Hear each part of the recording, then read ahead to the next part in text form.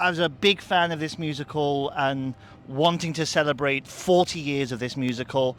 It just did not deliver. It disappointed. I'm angry.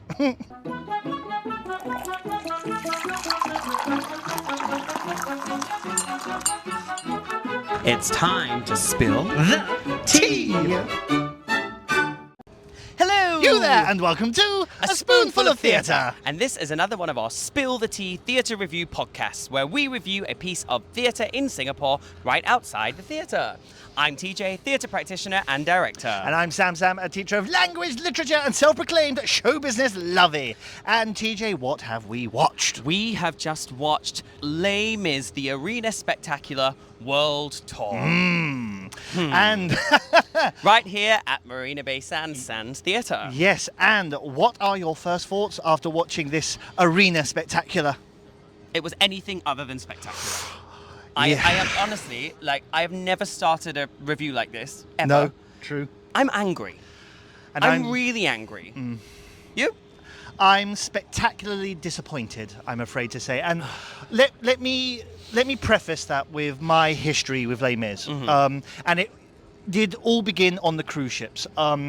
We were Cruise doing... ship. Our wonderful production team came up with this musical review show, and it ended with a Les Mis medley. And I became Monsieur Thénardier for that medley. And then I'd never seen Les Mis at all. And this was exactly the same time when the movie came out. So I was like, oh, well, when I go back home on leave, I'll watch the movie. And then my friend said, don't you dare. Don't you dare. Go and see the stage show. I didn't follow their advice, but I'm glad I didn't, because I watched the movie first and then I watched the stage show in London, and it was the better way seeing it because of Russell Crowe. All tea, no shade. And so I have a love of Les Mis, a deep love for it. And do you know what? This was 2012, 2011, 2012, I think it was. And I remember thinking, oh, one day I would love to go see an anniversary show. I have seen the 40th anniversary show in my 40th year of being on this planet, and I am really disappointed. I can't tell you, and there's just so much that I want to say, but you're a lot more angry than I am. I am. Go on, go for it. Let me Why? tell you my history with Les Mis. I don't like Les Mis. Oh, full stop. I've never liked it as a show. Oh, wow. And here's why. It's miserable. I mean, spoiler alert. Oh, surprise, surprise. But no, as in, before I get cancelled in the comments, I love a lot of the songs. A lot of the songs as a standalone are amazing. But as a show, it drags. It is long. It is pretty much always sad, except for Master of the House. Yes, true. Basically. The comic relief is so needed. But, it just feels long. So I've never particularly liked the show. However, I have always appreciated the talent on stage. So I saw it in London. The last time I saw it in London, Nathania Ong was playing Eponine, Yes. Which is one of the reasons I came back to watch this, because she was amazing. So, again, in London, I didn't find the pacing great, and I was a little bit bored, honestly, throughout the show. But I was moved to tears because of the emotions and because of the talent on the stage. This was not the case here. And we talk about this a lot at Marina Bay Sands. When you are demanding, on average, let's say $150 to $250 a ticket to come to the theatre, we expect a certain level of show. And what we got today was not a musical. Nope. It was not fully staged. It was not a concert, because there was some attempt at staging. So it ended up in an in-between that didn't live in a musical theatre world. It didn't really live in a concert world. It just left you baffled. And this show is hard enough to follow as it is. Yes. And if you don't show us what's going on, we don't understand what's going on. And I generally feel that most of the audience today that came out of that show, if you'd never watched Les Mis, you go, I have no idea what's going on. Yeah. The direction was appalling. appalling. Like, there was no understanding of what was going on. It's not to say that the characters weren't emoting. No, not They at all. were. Yeah, they were. Absolutely, they were. But it just did not tell the story in the slightest. Yeah, so let's carry on with that train of thought there. And the question that I want to ask is, what is the purpose of this show? Yes. If the purpose was to tell the story of Les Misérables, then, quite honestly, you might as well just have staged the full musical. Yeah. But if it was to celebrate the popularity and the longevity of Les Misérables, because it's incredibly famous. The number of languages it's been translated into. There's a brilliant YouTube video of all the Jean Valjean singing. Do you hear the people sing in their own languages? And if it was to celebrate 40 years of Les Misérables and be a concert in that regard, then do a concert. Yep. But as you say, it was more like, well, we're going to sing you every single song in the Les Mis repertoire, completely out of context because there's no story and no acting going, and also at the speed of light. The pacing was dreadful. So, the pacing. Because it is meant for an arena, so I think the intended purpose of this is for a giant arena. So in Singapore, that is not Sands Theatre. No, not at all. Base Not one bit. entertainment, you do not have a venue that is an arena. You have a theatre, and it feels like a theatre when you're in there. This show was designed for the stadium. It was designed for Singapore Stadium, big concert, big, like 3,000 seater venue. Maybe the venue they're building in the new building in Marina Bay Sands, and it's possibly, come about right. 6 years too early. But even then, staging a musical in that setting, fine, it's got its challenges. But what you did today by taking away all of the blocking, all of the staging, and standing the actors behind fake microphones. Oh, goodness, 9 fake microphones on the stage. To kind of show to the audience, this is why we're not staging it, because we're doing an arena, we're doing a concert, so we're going to stand behind microphones to show you that that's what we're doing, even though every single character had a head mic on. Quite obviously. Because if they moved from that microphone, you would get a difference in sound. So they would just prop microphones, which just cheapens what is a beautiful show. And then, obviously, I think the musical director, we are coming on the Sunday night, he probably wanted to go to the pub because he was going so quickly speeding through. But I actually think that wasn't just a Sunday night thing. I think that's a decision for the arena because the scenes aren't interesting in an arena setting. They're wanting the grandeur. So we're going to, let's speed through that bit to get to the big songs. But then what happened is the poor actors were trying to speak at the speed of light, which completely left all enunciation and understanding for the audience. God, and some of them fluffed their lines. Yes. A couple of them, we did notice, you fluffed your lines because you were speaking so fast. And it just made it incoherent at times. It completely took all kind of all the pauses and those lifts and in the kind of middle storytelling songs were completely gone. Yes. And those are the moments that actually the audience need those to breathe, to actually understand what the last few lines were about.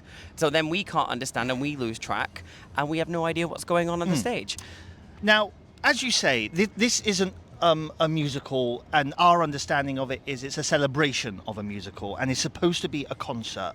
So my idea in my head here is, well, treat it like a concert. Instead of giving us from the prologue to the epilogue every single song that's in the show, choose the best ones, but narrate it. Or talk about some of the songs, or do you know what? If again, I've never put on a show in my life, but your big name in that show at the moment is Lea Salonga, Monsieur and Madame Thénardier, the comedic duo of the show. I would have made them the narrators and give some sort of commentary in character. That gave comic relief, but also gave the introduction and the celebration of some of the best songs in musical theatre the chance to be celebrated. You know, really make it a concert. I would have just brought the real musical. Because they had the same amount of costumes. Yes. Yes. They had the grandeur of the set. They had the same amount of lights. It would have cost the same, if not probably about the same, to be honest, to bring the actual musical with the real set. I don't know why this was brought. It doesn't make sense for this theatre. It doesn't make sense as a concert, honestly. And I am just annoyed that this is what we're expecting Singapore theatre audiences to spend their money on when they could be spending their very, very precious dollars in this climate on fantastic theatre that is going on here in Singapore, or some shows that tour as well. Yes. But to me, this will get bums on seats because it's Les Mis. Everybody knows it. And it gets bums on seats because Lea Salonga's in it and Nat Ong's in it, who both, by the way, were absolutely fantastic. Oh, they were.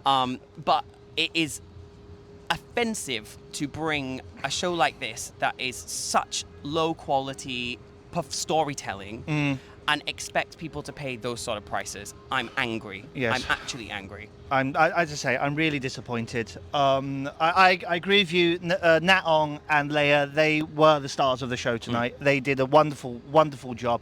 Again, going into the incoherence of the thing, there was a moment, ladies and gentlemen, where TJ and I were wetting ourselves laughing. And it was one of these moments where, we're conscious that people around us, we were trying our hardest to hold it in. But it's where, spoiler alert, if you've never seen Les Mis, you should have, but it's the death of Eponine, and Marius is holding Eponine up, and Eponine dies, like so. And then Enrolas, his first line, quick as a flash, says, "She's the first one to fall," and she's just standing there. And we were wetting ourselves laughing. But that, again, and this is where I share TJ's anger. It's, you don't treat Les Mis like that. Don't. It deserves more respect than that, quite honestly. The last time I saw something like that was actually on the Sands Theatre stage. Oh, well, there we are. It was in Sweeney Todd a few years ago that came for the Philippines, and they got their heads chopped off in the chair, and the chair didn't tilt back. They just stood up and walked into a fridge. I had flashbacks to that, and I thought I would never see anything as terrible as that ever again in my entire life, and I just saw that again. Honestly, but Nat, well done for going with that awful direction. And to be fair, they were consistent. Everybody that died did something similar. Yes. So at least there was consistency. Yes. But like the fight scenes were just, let's all stand and freeze while some lights go around. And part of the marketing for this to get people to come is the spectacular 400 cues lights with all these lights and blah, blah, blah. That's about the same as most musicals. The 78 microphones.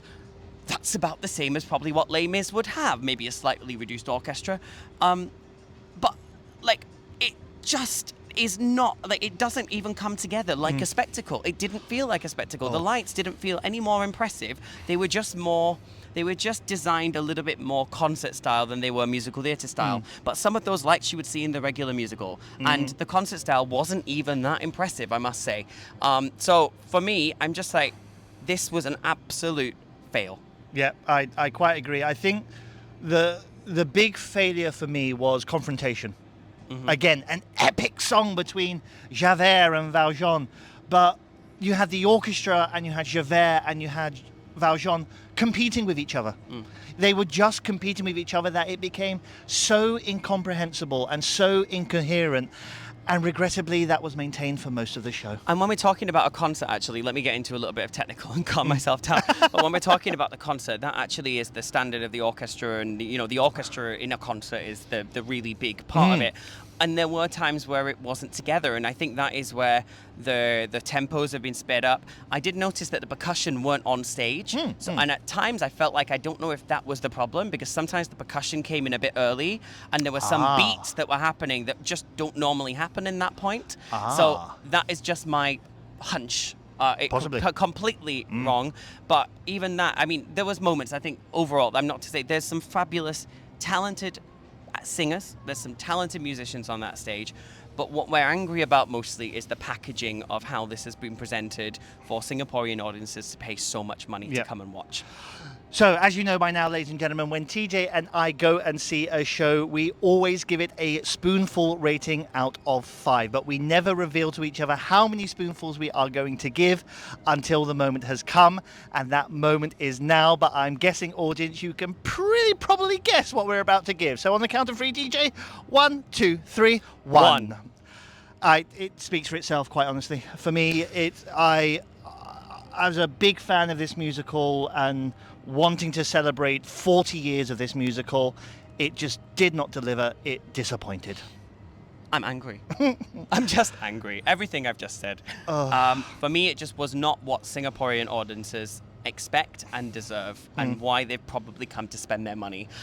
One quick thing on the way out, I heard an audience member just chatting near us. They said, "Do you think maybe our stage isn't big enough for the real Les Mis?" Well, there you are. And that tells you everything. There you are. And that's what audiences will be thinking. And for me, it is save your money, go watch it in the West End, and spend it on some amazing local theatre that's coming up in April. Because Absolutely. For me, this is not worth your hard-earned dollars. Not at all. Well, my tea's gone cold, love. Should we leave it there? Let's. So that's a cheerio from us. We'll be back soon. And a hurrah from me. And to anybody performing in Singapore theatre for the next month, break a leg.